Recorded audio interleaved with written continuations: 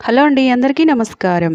ఈరోజు నేను పప్పు చెక్కలు తయారు చేశాను. రైస్ తీసుకెళ్ళి పౌడర్ తయారు చేయించి తీసుకువచ్చి ఇలా ఒక పాత్రలోకి 2 కప్పుల రైస్ ఫ్లోర్ తీసుకొని 2 స్పూన్ల కారం, 1 స్పూను ఉప్పు, అర స్పూన్ ధనియాల పౌడర్, సన్నగా తరిగిన కరివేపాకు, 2 స్పూన్ల నువ్వులు, 1 స్పూన్ జీలకర్ర వేశాను.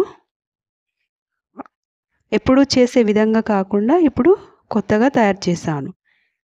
అరకప్పు పుట్నాలు తీసుకున్నాను, 2 స్పూన్ల శనగపప్పు తీసుకున్నాను. ఇలా అన్నీ వేసి మొత్తం మిక్సీ చేశాను. మొత్తం కలిసేంత వరకు కలిపి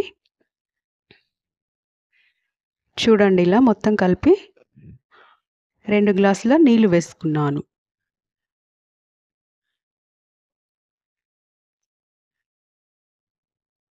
నీళ్లు వేసి మొత్తం దగ్గరికి వచ్చేంత వరకు కలిపి మొత్తం బాల్ లాగా తయారు చేసి మూత వేసి ఒక 10 మినిట్స్ పక్కకు ఉండనివ్వాలి. అప్పుడు అందులో ఉన్న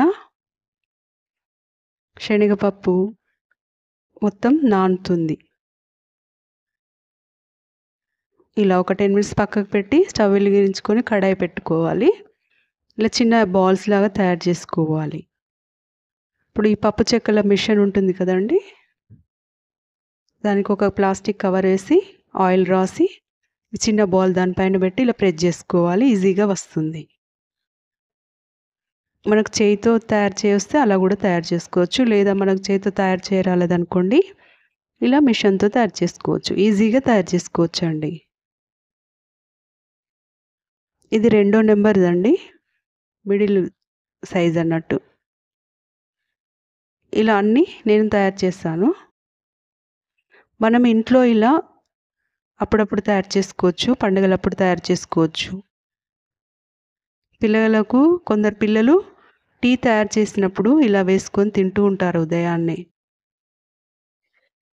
మా చిన్నప్పుడు మా అమ్మ వాళ్ళు తయారు చేసినప్పుడు మేము టీలో వేసుకొని తినేవాళ్ళం. చాలా టేస్టీగా ఉంటుందండి. స్టవ్ వెలిగించుకొని కడాయి పెట్టి ఆయిల్ వేసుకొని అందులో ఇలా